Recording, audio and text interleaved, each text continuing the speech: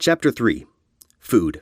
When Rainbow Dash's stomach began growling, the mountain range had begun to slope into the brightest, greenest landscape she had seen for days. The air was wet here, filled with the most delicious scents of spring. She gazed down as she saw lush forests dotting the eastern edge of the mountains. The afternoon sun warmed her flank as she touched down in an emerald glade. Several small woodland creatures bounded away immediately after her landing. Rainbow Dash glanced around, feeling as if she was the first pony in centuries to set hoof in this beautiful alien landscape. Her insides gurgled once more as she desperately scanned the nearby trees. She thought of the moldy bread in her saddlebag, the same pathetic thing she had nibbled on ceaselessly for weeks, and she couldn't help but grimace. Something sparkled in her goggled vision. Her heart jumped, and she found herself galloping towards a cluster of trees to the north. She skidded to a stop as soon as she was underneath the desired branches, and she actually drooled. They were apple trees, and the fruit hanging off them were of a plump and ripe nature befitting a Pegasus' dreams. Her dreams. With a gentle flap of blue wings, Rainbow Dash hovered until she was nose to skin with the brightest apple in sight. She gave it a close sniff and could already sense the sweetness. With 2 hooves, she plucked the apple loose, raised her goggles, and turned the object over in her grasp. The skin of the apple looked perfect, but she was hardly a qualified judge. There was no telling if there were parasites hidden inside the thing, or if the apple was rotten at the core, or if there was a bitter taste just waiting to poison her. So much as licking the strange fruit could very well have been an extremely dangerous prospect. So, Rainbow Dash took a huge bite. Immediately, her mouth was filled with a flooding river of euphoria. Her ruby eyes flew back in her head, and she let herself fall like a feather to the downy grass below. She took another bite, reveled in the heavenly taste, and giggled like a foal, her voice echoing gaily across the emerald clearing. Less than 2 minutes later, the entire apple had been scarfed completely.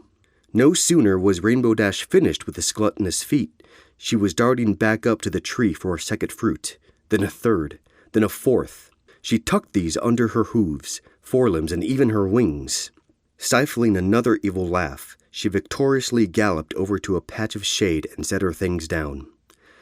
Pulling her blanket loose from the saddlebag, she rolled it out along the soft blades of grass and laid herself down so that her forward half was in the shade and her rear half was warmed by the toasty sunlight.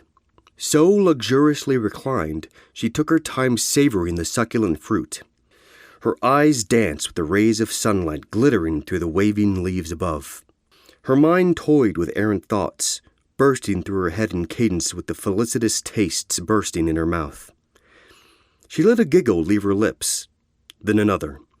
Soon the first 3 apples were consumed.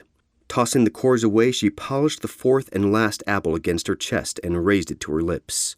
But then she stopped. Rainbow Dash blinked. Slowly, her jaw clamped shut. She gazed with a solemn expression at her face being reflected in the immaculate red skin of the apple. Her nostrils flared, and scents that didn't belong to the emerald glade were now assaulting her. The next breath from her mouth was painful, and soon her eyes fell to the reflection of the ruby lightning bolt hanging from her neck. A sour lump formed in her throat. Rainbow Dash said nothing. She didn't eat the apple. Shadows began filling the glade as the sun was setting beyond the mountains to the west. It was still early in the afternoon, but Rainbow Dash no longer felt like flying. Not yet. The wind had been taken from her wings. With a gentle yawn, she grasped the blanket in her mouth and dragged it to the base of a tree, where the shadows were thickest.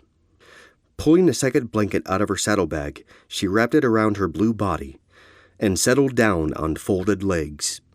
Rainbow Dash lingered before resting her head. Gnawing on her lip, she reached once more to the apple. Instead of nibbling on it, she merely cuddled it close to her, even nuzzling its soft skin with her cheek. Exhaling, Rainbow shut her eyes. There was a touch of moisture to her lashes, but she paid it no heed as she happily embraced the lulling kiss of slumber.